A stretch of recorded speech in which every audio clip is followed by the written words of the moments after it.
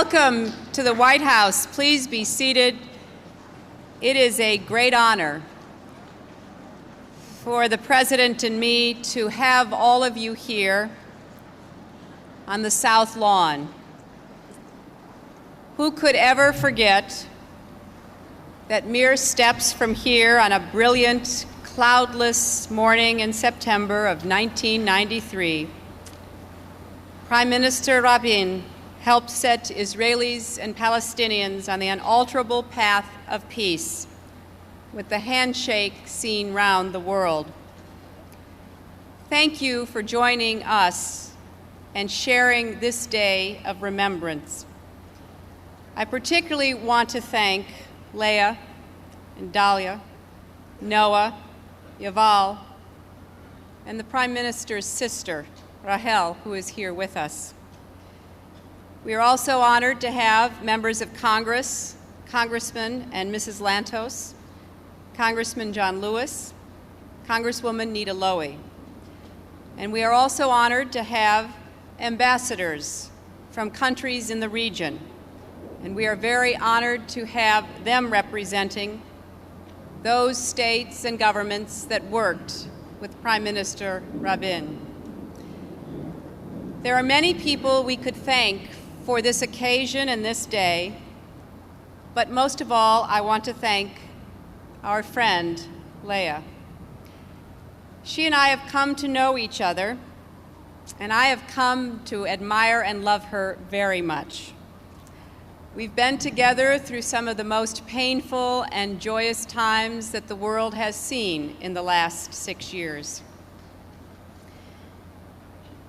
And on every occasion, whether it was that day of the handshake or that scorching hot day when everyone hugged and cried as the border between Israel and Jordan in Arava swung wide open, or the day here back at the White House when your husband, Leah, signed the Israeli-Palestinian interim agreement and my husband helped him straighten his black tie, the day of Yitzhak's funeral when you said goodbye to your beloved husband, and when we all said shalom to a dear and trusted friend. And again, just last month, when she and I were together, when His Majesty King Hussein was laid to rest. We have celebrated together when peace has taken wing, and we have mourned together when the peacemakers' lives have been tragically cut short. Today is a day for celebrating the contributions of your heroic husband, a time for bringing the Yitzhak Rabin Center for Israeli Studies to life. I hope you have seen the model that is on display, because the design incorporates hints of the ancient Western Wall in a setting as modern and lush as the nation that he helped to defend and build. The center will be far more than a monument. When it opens its doors 2 years from now, it will be a vital institute, a museum, an archive, a library, a place where scholars and students and parents and children will learn about and engage in the causes of tolerance and peace. It will be constant and perpetual proof that this great man did not die in vain. I think everyone remembers the funeral when Leah's poised and beautiful granddaughter, Noah, who was with us, brought the entire world to tears with her loving portrait of her grandfather. "Grandfather, you were and still are our hero," she said. "I wanted you to know that every time I did anything, I saw you in front of me." I believe many of us still see him in front of us. I know that he is a constant reminder and a challenge that we do what we can to follow his example. I'm grateful to all of you for gathering here today. And it is now my pleasure to introduce a woman who will be the chair of the executive committee of the center. She is one of Israel's top labor lawyers, and she's actually made up her mind to run for public office in Israel. And she's the proud mother of Noah and Jonathan. Please welcome Dalia Rabin Polosov.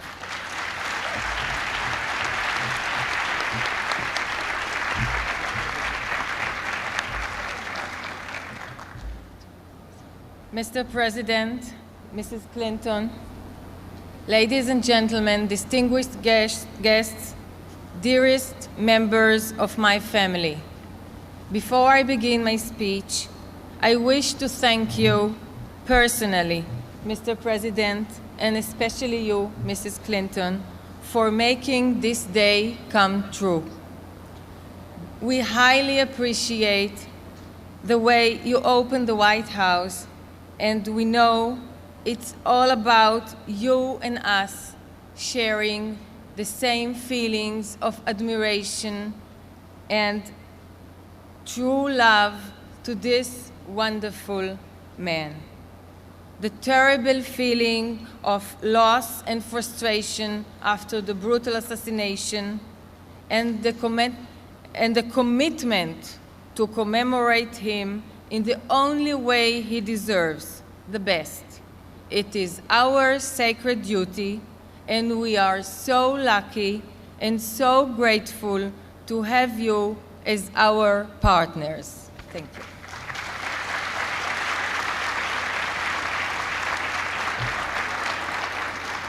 It is my honor to be with you here today on behalf of the Yitzhak Rabin Center for Israel Studies. The Rabin Center will serve as a museum, academic center, and memorial for my late father, performing much the same function that the presidential libraries serve here in the United States. The Rabin Center was founded at a time of national and international grief over the assassination of a great man who was also a great statesman, a moment of terrible grief. But while I cannot speak to you today without always bearing in mind the manner in which my father was slain, the Rabin Center stands in memory not only of his death, but also, and more elementally, of his life. And it is with some sense of the epic sweep of that life that I am privileged to present you, Mr. President, and your wife, Hillary, with the Rabin Center's Shalom Chaver Award for International Leadership.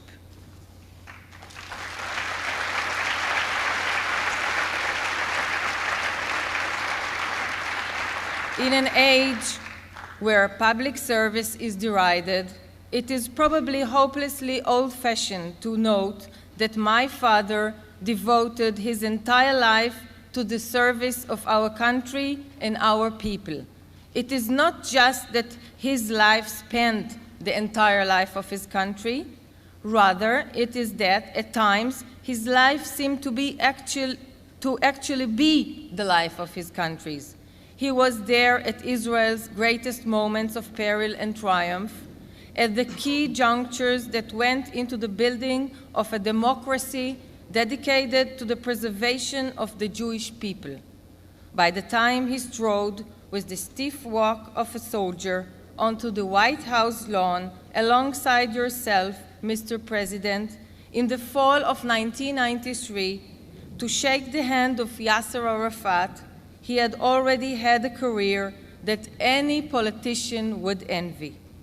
But my father was interested in the truest form of leadership, the act, as the late Isaiah Berlin put it, of making things happen that simply would not have happened without the leader's will. Mr. President and Mrs. Clinton, you have spoken eloquently of America as the indispensable nation, the fulcrum of the international system. As with nations, so too with leaders. There are indispensable nations and there are indispensable people. Our region has seemed all too tragically to cost that is born when we are forced to do without our indispensable man. Yitzhak Rabin was taken from us by a coward's bullet. King Hussein ibn Talal of Jordan was taken from us by the ravages of disease. But there can be little higher tribute, little greater sense of why the Rabin Center felt it so important to bestow upon you this award than to remember how those two men felt about your leadership. In his last magnificent moment upon the world stage, the dying king stood in the White House at the Y signing ceremony and remembered the American presidents he had known from Eisenhower on and gave you, Mr. President, pride of place among the distinguished company. And I know firsthand of the deep bond that my father felt with you and Mrs. Clinton, and of his admiration for the way in which you worked to support those who took risks for peace. No American president and first lady have been better friends to the state of Israel. No American president and first lady have received so much love from the people of Israel. On that awful night when he was taken from us by a fanatic hater of peace, the words that echoed most lastingly with my fellow Israelis were those of a grieving American president, Shalom Chaver. Goodbye, friend. Your words soon sprung up on bumpers and doors across Israel. They are still powerful because they are both a farewell and a promise. Goodbye, my friend, you told us. There will be peace, if it is within my power to bring it. In that sense, we give you today not only an award, but a challenge. Mr. President and First Lady, our nations are in some ways very different and in other ways very much alike. We share a common democratic heritage, a love of liberty, and a contempt for those who seek to settle disputes through the horror of bloodshed, rather than the majesty of debate. But we Israelis lack America's splendid isolation. America is a shining city on a hill. Israel too shines, but its light is smaller, flickers more often, and is surrounded by the vast darkness of enmity, terror, and aggression. But part of America's glory has been its decision not to set itself apart from the affairs of the world and not to hold itself back from aiding the needy. You took your great office at a time of temptation when the siren's call of isolation was heard again, and it is your great historical achievement to have fought it. America has lent its might to peacemaking efforts not only in the Middle East, but the war-torn Bosnia, Northern Ireland, Haiti, and Kosovo. For this, as Israelis, we are gladdened and moved. But as Israelis, we would not speak our hearts if we did not tell you that this award stems in large part from our abiding gratitude for your steadfastness in pursuit of peace between us and our neighbors. We are under no illusion about peace. We know it will be hard-won, grudgingly given, and perpetually threatened. It's not so easy, said Yitzhak Rabin on the White House lawn in 1993 when he stood beside you, Mr. President, and shook the hand of an enemy turned into a partner in peace. Peace is not so easy. It takes leadership and it takes leaders. And it takes those leaders having the courage to take risks. You have done just that. As we present you with the Rabin Center's Shalom Chaver Award for International Leadership, we do so with gratitude for all you have done and with the hope that you will continue to have the courage to work for the peace that the children of Israel and the children of her Arab neighbors deserve. We have all had enough of blood and tears. Thank you very much.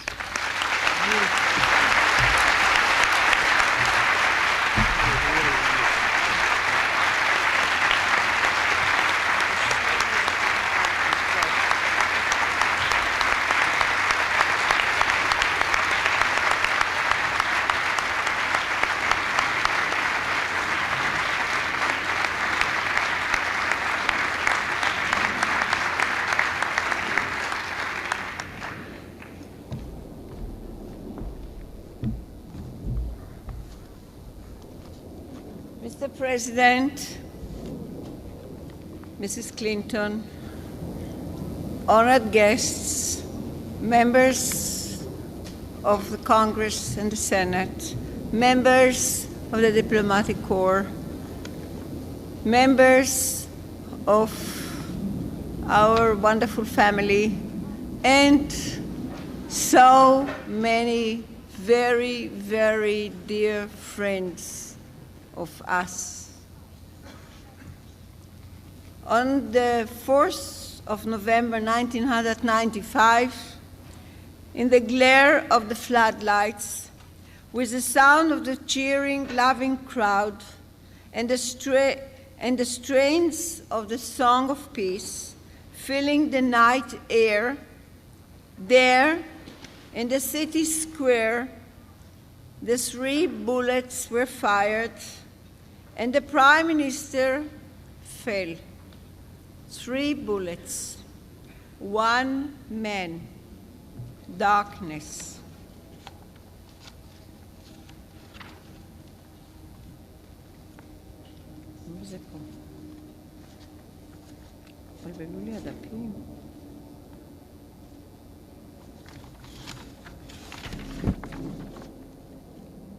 It was after the Six-Day War, which so dramatically changed the map of the Middle East, that the commander of this overwhelming victory of the Israeli army turned to his Prime Minister, and said, "Mr. Eshkol, I believe I've done my share with the Israeli Defense Forces.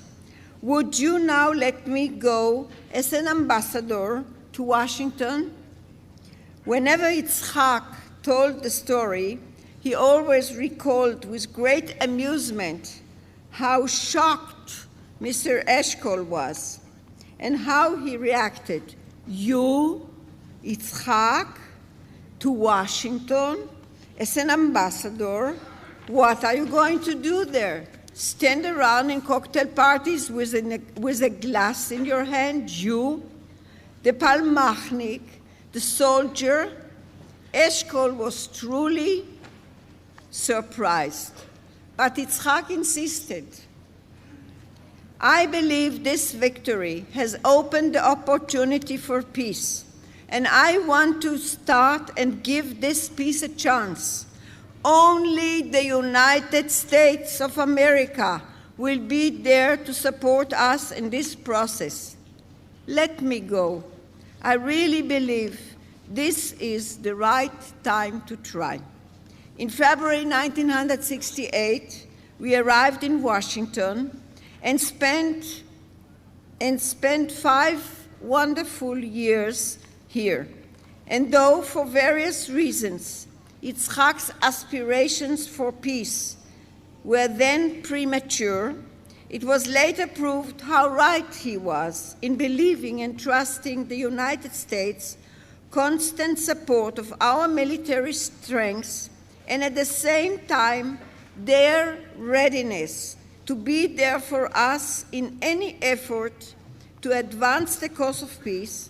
It was his deep conviction, and throughout all the years, in all his various positions, he was indefatigably weaving the relationship between Israel, the American people, their representatives in Congress, the US administration, and the President of the United States. Throughout the years, he never had the slightest doubt in his mind that here lies our major source of support, and that from here we could realize our hopes for peace based on our own strengths and our ongoing friendship and ties with the United States and its formidable Jewish community.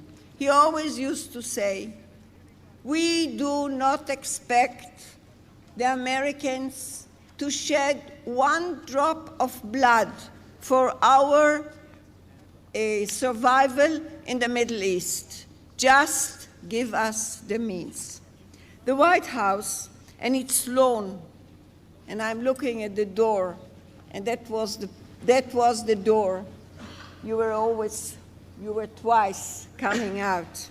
The White House and its lawn have witnessed and literally hosted all the peace agreements between Israel and its neighbors, starting with the signing of the Camp David peace accord between Israel and Egypt, through the famous handshake between Yasser Arafat and Yitzhak Rabin, which marked the end of the 100-year-old Israeli-Palestinian conflict and the beginning of a reconciliation process. And then, a year later, the handshake between His Majesty King Hussein and Rabin, which was later then finalized into a peace agreement in the Arava ceremony. And then, of course, the signing of the Oslo II Accords in the East Room. It was always the President of the United States who was there, right in the middle between two leaders of the Middle East, coming together to end their long history of war in the presence and with the support of the US leader. I remember all those wonderful, overwhelming moments when we were privileged to witness the history of the Middle East taking a new turn. We, the wives of the leaders, hosted so graciously by the First Lady Hillary, hearing the beating of history's wings, with our husbands courageously shouldering the responsibility and taking the leading roles. None of us who were here will ever forget those pictures of the President, flanked by the Middle East leaders, striding out onto the White House lawn to the thundering applause of the hundreds of people who were here to witness this marking of a new chapter in the history of the region. We sensed the enormous hope, and we were overwhelmed with joy. I was proud of my husband, who had dedicated his entire life first to the defense of Israel, and now, as Prime Minister, was working so hard to make Israel a better place, a better society, and above all, proving how much Israel really desired peace, while the United States proved to be both true partner and supportive friend in building a new reality for the region. Yitzhak Rabin and President Clinton developed a unique relationship. One, the much older man representing a tiny country, the homeland for all Jewish people all over the world. The other, much younger, much taller. Leader, always towering between the two others. Taller. Leader of the world's greatest superpower, and yet together they created a chemistry which led them to broadcast on the same wavelengths, which made them meet on a common platform where the understanding for the need for peace could take real shape and flourish. But beyond this chemistry and mutual understanding, there was also a true mutual affection between these two men. And when we lost Yitzhak, It was the President of the United States who expressed his deep shock and sadness in the two beautiful words, Shalom Haver. Mr. President, you have had the wisdom, the courage, the vision, and the empathy to be here for these so very significant ceremonies that marked the end of years and years of bloodshed. Always supported in your efforts by the First Lady Hillary Clinton, together you helped us seize the moment and bring light, sunshine, and new hope to our area. Sadly, we have lost Yitzhak in a brutal murder. King Hussein has just died after a cruel illness. What a terrible loss for all our countries. Today we have come once again to say thank you to you, Mr. President and Mrs. Clinton, our host for peace, for your friendship and for the leadership without which all those chapters of peace could have never been written. Those beautiful ceremonies would never have taken place. The peace process was in dire need of you, and you rose to the challenge unflinkingly with all your might and courage. We are here today to thank you for all your support. The project of this wonderful Rabin Center commemorating Yitzhak Rabin, one of the formidable sons of the Jewish people who never spared any effort to build and defend the ties between Israel and Jews all over the world. Let us hope that this project proves worthy of him and will reflect the qualities of his unique personality, leadership, and aspirations. And now, Mr. President and Mrs. Clinton, I have the pleasure of introducing a recently produced film about Yitzhak, which I think successfully portrays the man and the leader and reflects on the horror of his assassination. The film was produced by Mr. Arnon Milchan, who is here with us today. Arnon, will you?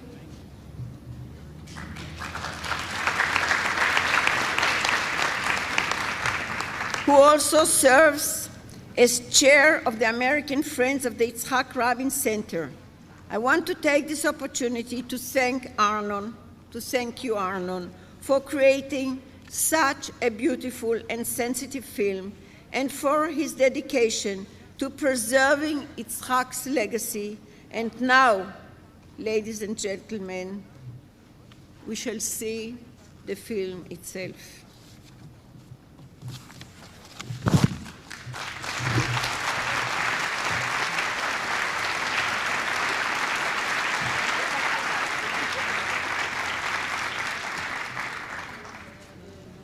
Yitzhak Rabin was my partner and my friend. I admired him, and I loved him very much. Because words cannot express my true feelings, let me just say, Shalom Haver. Goodbye, friend.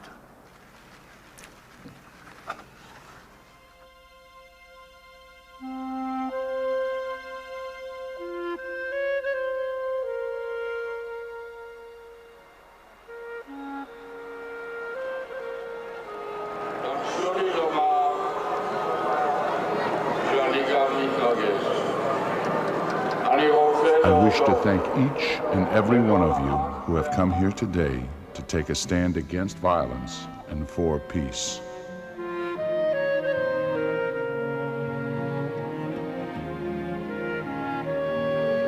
I was a military man for 27 years. I fought so long as there was no chance for peace. I believe that there is now a chance for peace, a great chance. This is a course which is fraught with difficulties and pain, but the path of peace is preferable to the path of war.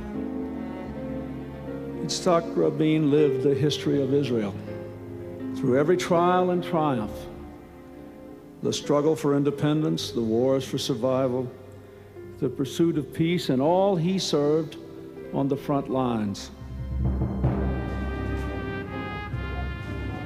At an age that most youngsters are struggling to unravel the secrets of mathematics and the mysteries of the Bible, at the tender age of 16, I was handed a rifle so that I could defend myself. That was not my dream. I wanted to be a water engineer. I thought being a water engineer was an important profession in the parched Middle East. I still think so today.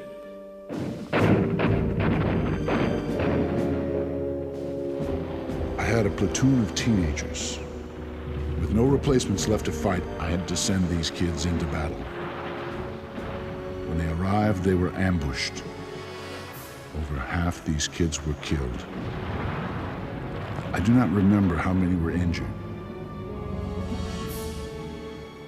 הייתה לי הרגשה נוראית, ילדים אחרי 15 שולח אותם.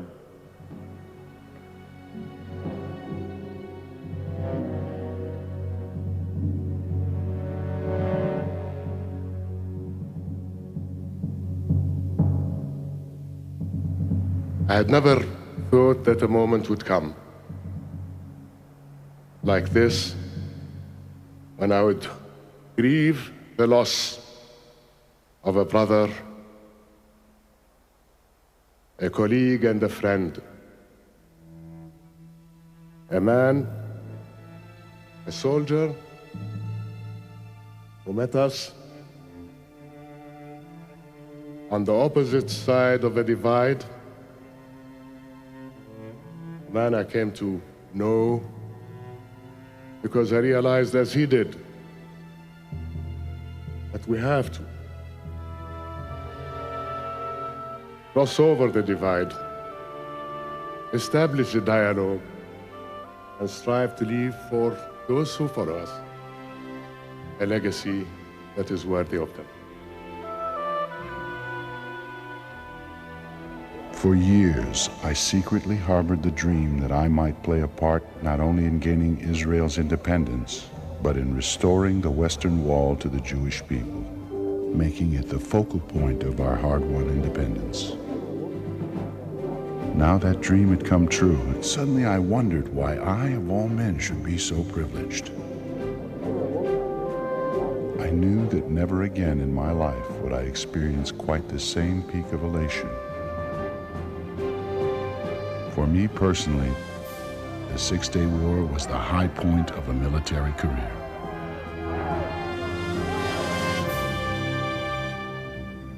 תסלחו לי שאני לא רוצה לדבר על השלום, אני רוצה לדבר על סבא שלי.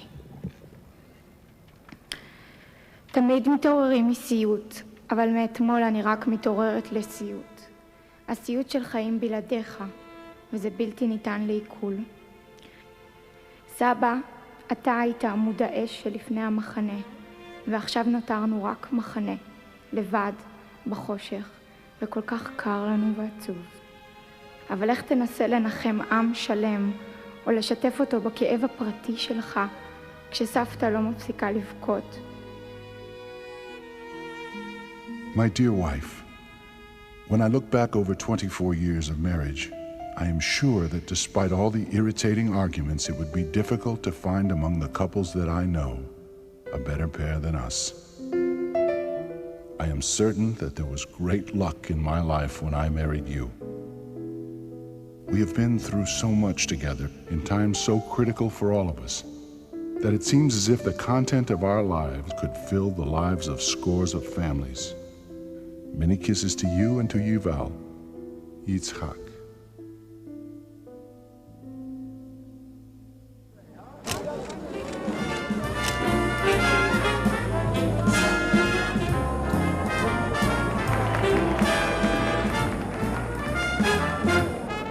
I was in a spot. If only I could dance even poorly. If only someone would get in ahead of me and invite Mrs. Ford onto the dance floor. But miracles of that nature do not occur at the White House. I'm sorry, Mrs. Ford, but I simply don't know how to dance, not a step. Have no fear, Mr. Prime Minister. When I was a young woman, I used to teach dance, and I protected my toes from men far less skillful than you. Come along. Dr. Kissinger, himself no great dancer, came to my rescue and managed to get me off the dance floor. If he had never done anything else for Israel, I would still be eternally grateful to Kissinger for that small mercy.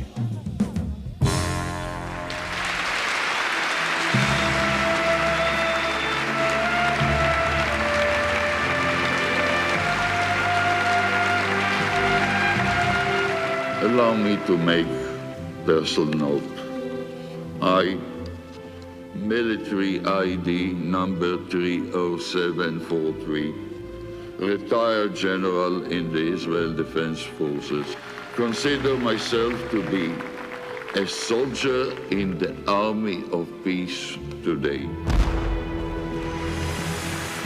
Today we are embarking on a battle which has no dead and no wounded, no blood and no anguish.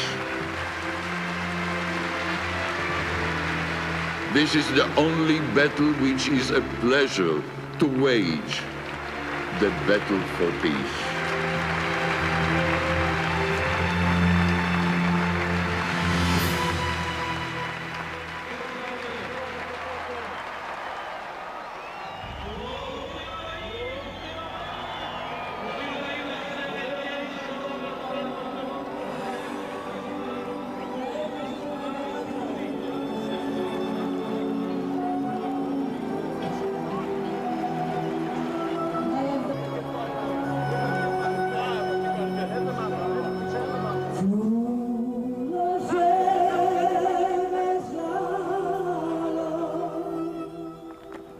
יצחק, זהו הנאום האחרון.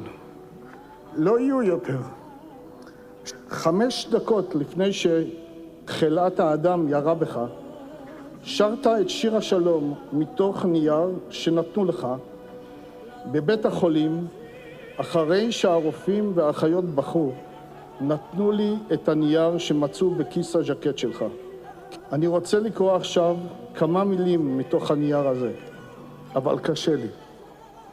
הדם שלך, יצחק, הדם שלך מכסה על המילים המודפסות. דמך על נייר שיר השלום.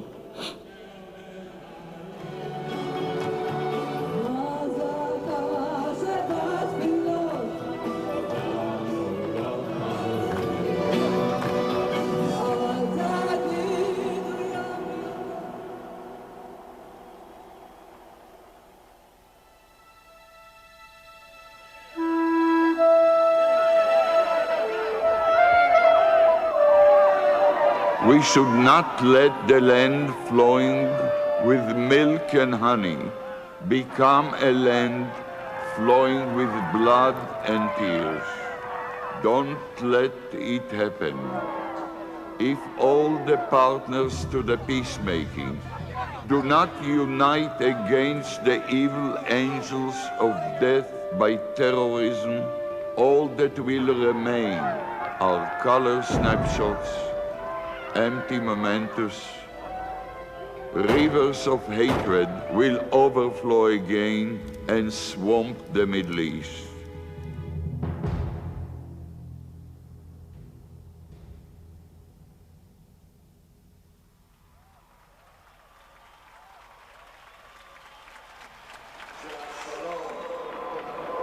הוא באמת לא רק בתפילות, קודם כל בתפילות, אבל הוא שאיפת העם היהודי, שאיפה אמיתית לשלום.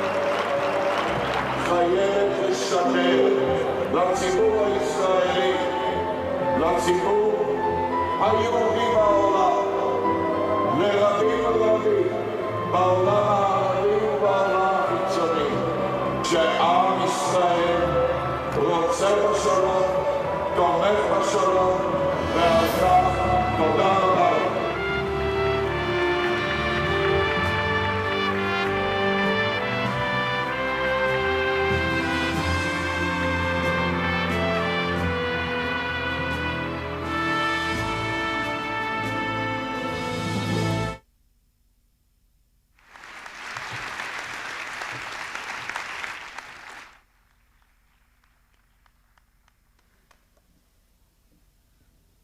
Good afternoon to you all. I'm here to sing, but I'm very moved to say a few words. Please forgive me. Mr. President and First Lady Leah, Dalia, seeing these pictures from the rally, I can't help but remember that day I had the honor of being there together with Gil. We were performing just 10 minutes before it happened, and it was such a joyous day, turned into such a tragic and terrible and horrible one, where this man that I had grown to love like my uncle or father or a dear friend was so brutally taken away from me, I felt personally, and from my entire nation and the world.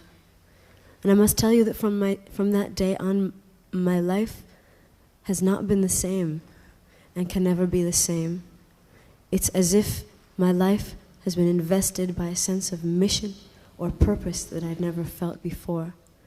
As if I had to take this torch that was left fallen on the floor and run with it as far as I possibly could and spread this light to as many people as I possibly could all over the world through music and words and anything that I could possibly do, and bear this torch of peace as bravely as I could. I think that I have come to learn through time that this idea of peace is not something that we can perceive as something that is in the future, as a goal that we must reach.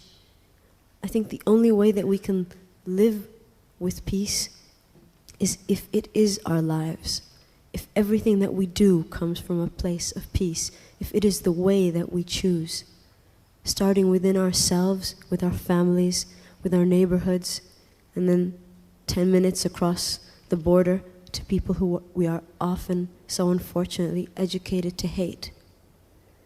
This is peace, slowly, step by step, learning to live this way, with respect and as much love as we can possibly muster.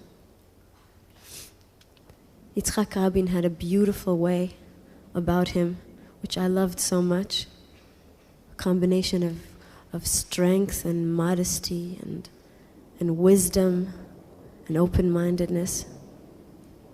These qualities were his, and they are qualities that I think are shared very abundantly by you, Mr. President, and by you, First Lady, wonderful people, and so many other friends of peace around the world. This is Yitzhak Rabin's legacy, his wonderful legacy, and I will carry it with me always. And for this, it is a great, great honor to raise my voice.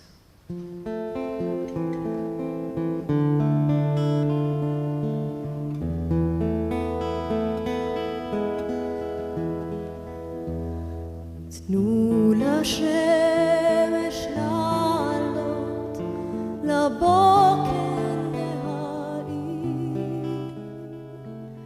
הזעקה שבתפילות אותנו לא תחזיר.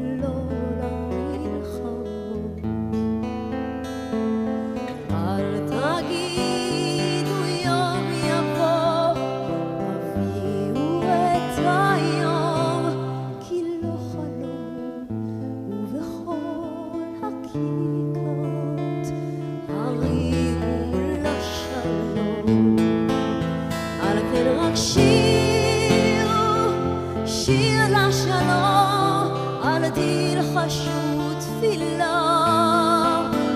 מוטב תשירו, שיר לשלום, מצעקה גדולה. שירו, שיר לשלום, אל תלחשו תפילה. שירו, שיר לשלום, מצעקה גדולה.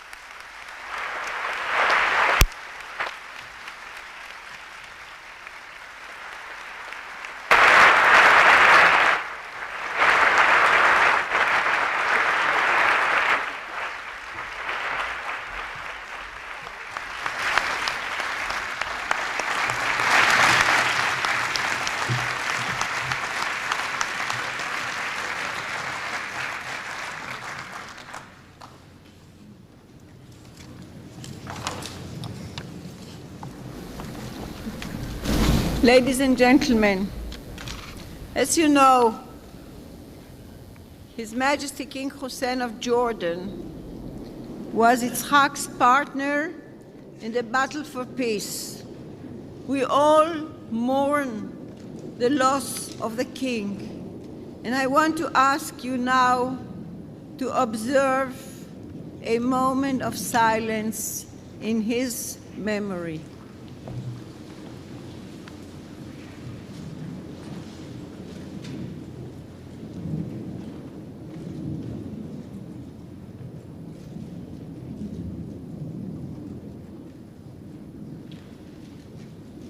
Thank you.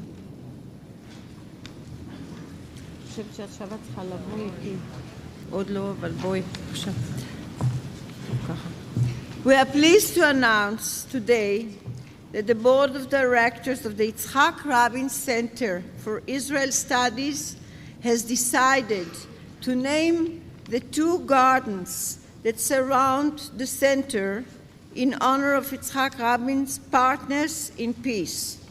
The Eastern Garden have been named the King Hussein Memorial Peace Gardens. And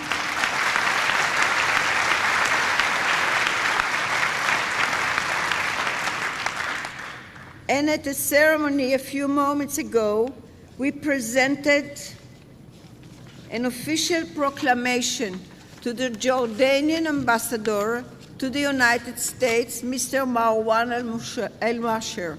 And if I may add, during a recent telephone conversation with Her Majesty Queen Noor, she expressed her delight and consent, noting that the king was not only a champion of peace in the Middle East, but also of nature preservation.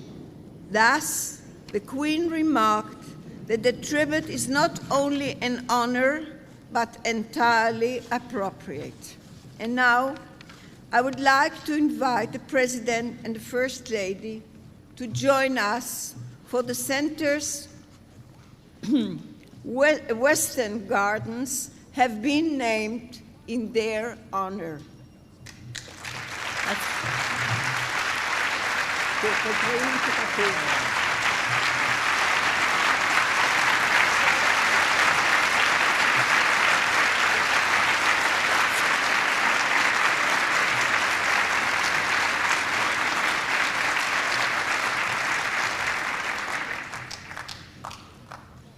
As you know, the President and First Lady have been instrumental in the efforts to secure peace in our region. As Dalia so eloquently explained earlier, Their leadership in the international arena has served as an inspiration to all of us. Therefore, when we decided to create an annual award recognizing extraordinary achievement by world leaders in the international relations, it was only natural that the first Shalom Chaver International Leadership Award should go to President William Jefferson Clinton and First Lady Hillary Rodham Clinton.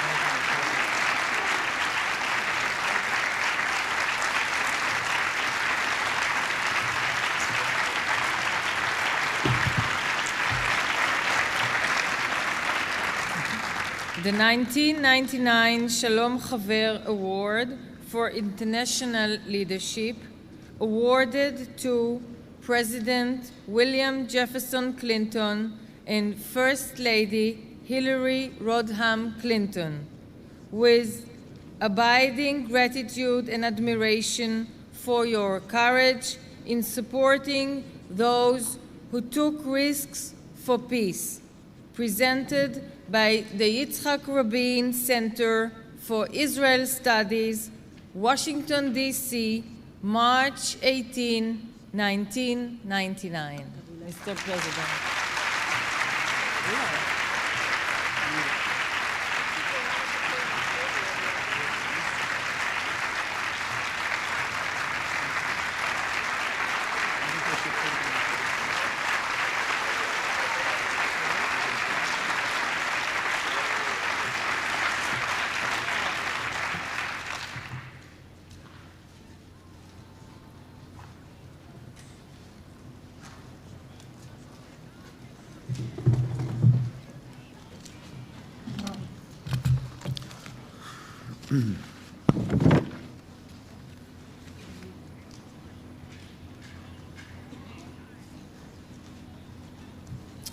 Leah, Dalia,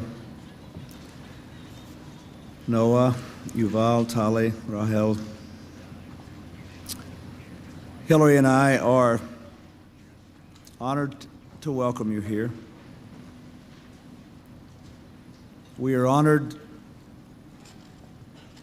by the Shalom Chaver Award and the Peace Garden and the power of your example. Thank you, Noah, for the beautiful song. I thank the members of the cabinet who are here, the administration, especially Secretary Albright and Mr. Berger, and I want to say a special word of thanks to all those who have been on our peace team now and for the last 6 years. Mr. Ross, Mr. Endick, before them, Secretary Christopher, Mr. Lake, and others. I welcome the members of the Diplomatic Corps who are here. I think it would be worth noting as a particular tribute to Prime Minister Rabin that the members of the Diplomatic Corps who are here are the ambassadors of Jordan, Egypt, Tunisia, Morocco, Qatar, Oman, and the PLO. Welcome.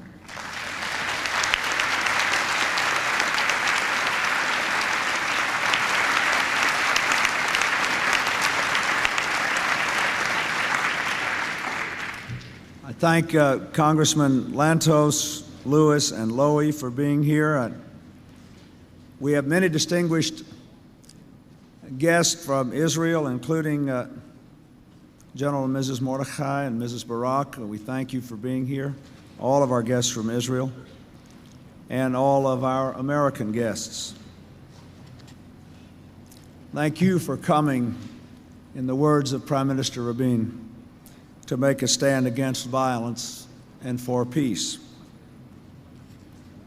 We are gratified to know that this Rabin Center will promote Yitzhak's legacy and his vision of a Middle East and a world where people do not have to die for peace, but can actually live in peace and enjoy it.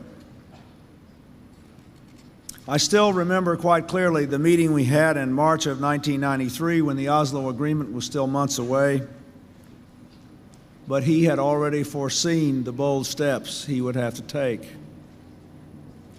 He shared with me his assessment of the danger posed by the adversaries in the Middle East. As I recall, he called it a marriage of extremists and missiles.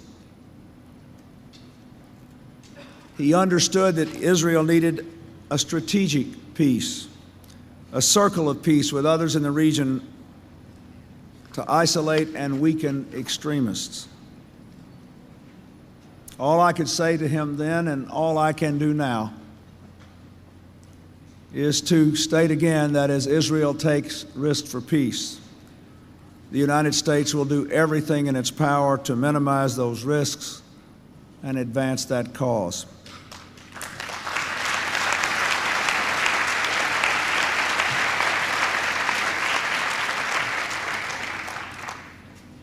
Today, I also thank Leah and Dahlia for remembering our friend, His Majesty King Hussein. In a humorous moment in an otherwise profoundly somber day, at his funeral, I was standing with another leader of the Arab world whom I dare not mention for fear of embarrassing him, and we noticed standing there at the King's funeral, Prime Minister Netanyahu, General Barak, and General Mordechai. And the leader looked at me and he said, "This is truly an amazing world. King Hussein is the only thing they agree on."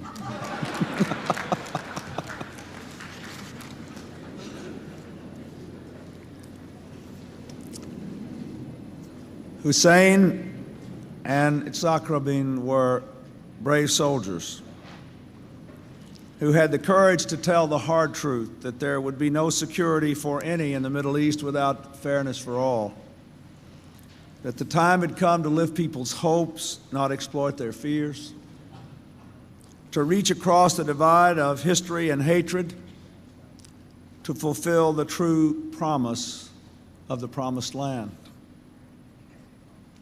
They knew well enough that extremists would try to derail the peace accord by keeping fear and frustration, mistrust and misery dominant in the lives of ordinary Palestinians and Israelis.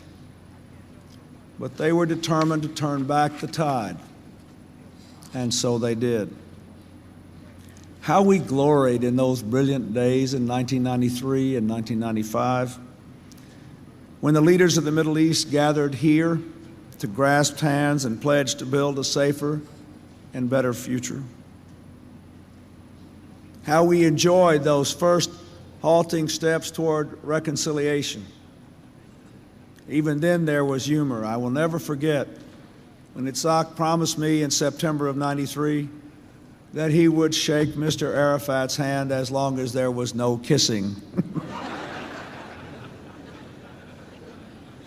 But it wasn't long after that when they came here to sign all the maps to embody in concrete terms the accord which had been reached, when a dispute arose, and it was at the last minute and no one knew how to resolve it. So I showed them back to my private dining room and I said, "I believe I could find Jericho, but otherwise I don't know much about this map. You guys go in that room and solve it. We'll wait till it's done." And they sat there alone and resolved the problem. Today, the people of the Middle East still have a chance to build the secure peace of Prime Minister Rabin's dreams, to isolate the extremists, to weaken their ability to shatter the peace with terrorism or missiles or weapons of mass destruction. But it is just a chance. I can still hear the strong voices of Yitzhak Rabin and King Hussein speaking to us today and saying, push ahead with the peace process. Build on Oslo and Wye River before it is too late. But today their voices must be embodied by others all across the Middle East. Tzarich Chaverim LaShalom. We need friends of peace.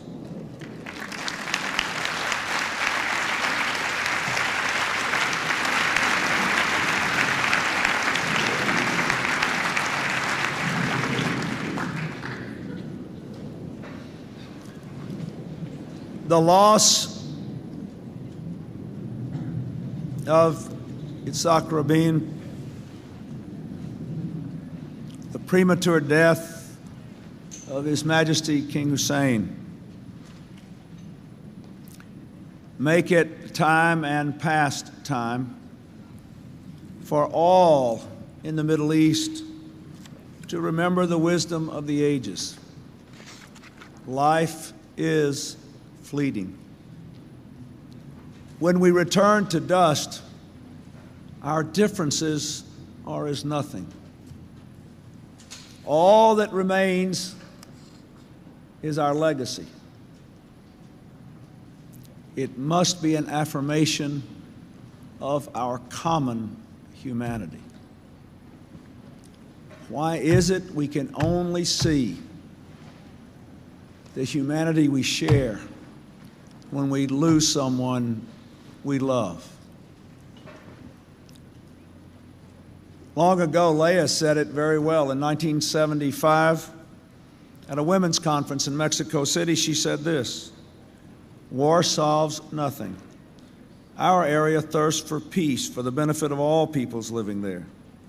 Our true enemies are poverty, illiteracy, disease, and inequality of opportunity."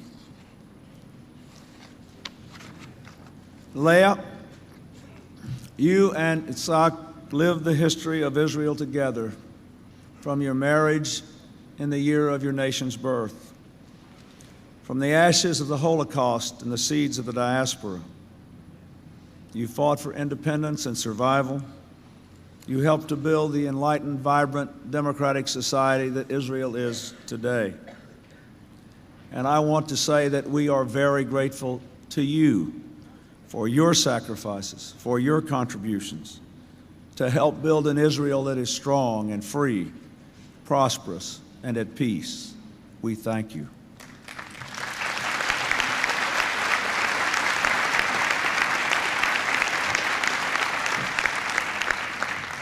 That is also America's cause in the Middle East and in Central America, where I visited last week, and where longtime adversaries and civil wars now reach across great divides.